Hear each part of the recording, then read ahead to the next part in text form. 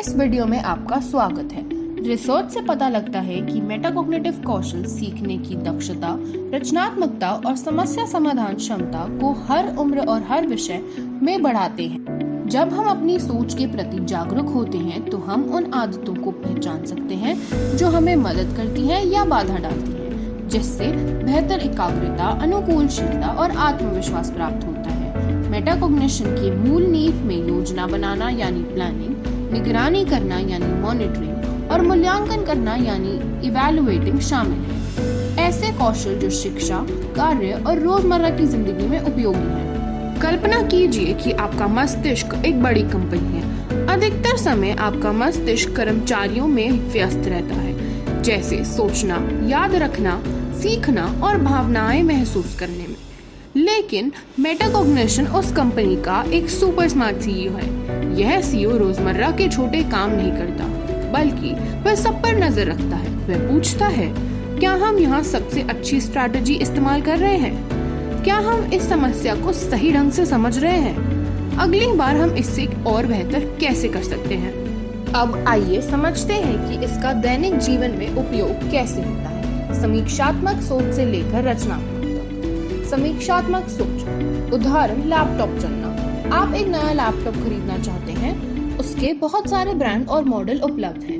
बिना मेटाकॉग्निशन आप सबसे अच्छा विज्ञापन दिखने वाले या सबसे सस्ता दाम वाले लैपटॉप को चुन लेते हैं। मेटाकॉग्निशन के साथ आप ठहर कर सोचते हैं, क्या मैं जो ब्रांड सामान्यतः खरीदता हूँ वह सच में मेरी आवश्यकताओं के लिए सबसे अच्छा है?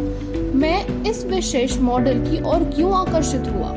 क्या ऑनलाइन पढ़ी गई वह शानदार समीक्षा विश्वसनीय है या प्रायोजित पोस्ट है?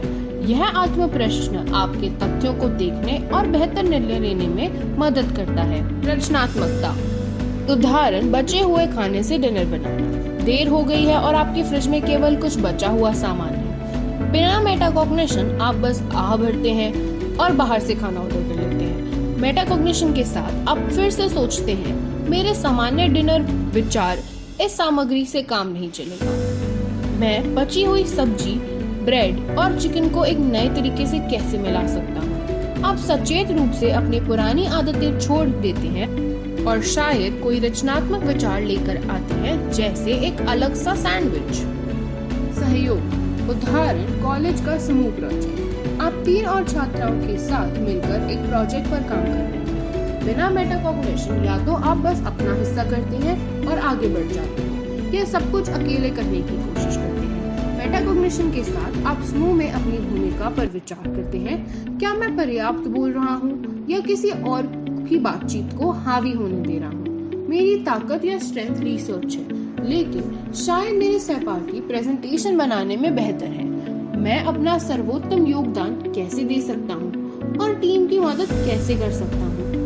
इस आत्म जागरूकता के से समूह की सफलता संभव होती है। संचार, उदाहरण बॉस को महत्वपूर्ण ईमेल। आपको अपने बॉस को छुट्टी मांगने के लिए एक ईमेल भेजना है। बिना मेटाकॉग्निशन आप जल्दी से टाइप करते हैं, मैं कल ऑफिस नहीं आ सकता, और भेज देते हैं। मेटाकॉग्निशन के साथ भेजने से पहले आप सोचते हैं, क्या यह पर्याप्त प्रोफेशनल है?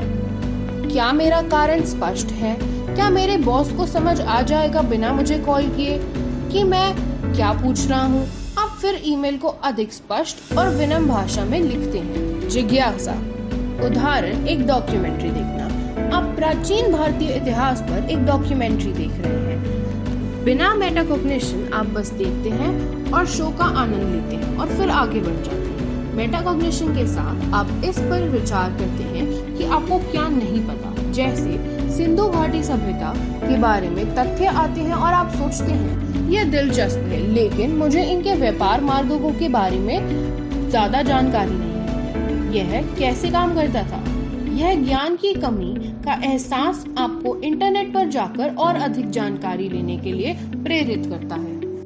आशा है कि आपने मेटाकॉग्निटिव स्ट्रैटेजीज के बारे में सीखा होगा और इन्हें बेहतर निर्णय लेने, समस्या समाधान और समीक्षात्मक या क्रिटिकल सोच के लिए आजमाएं। आशा है कि आपको ये सेशन पसंद आया होगा। धन्यवाद।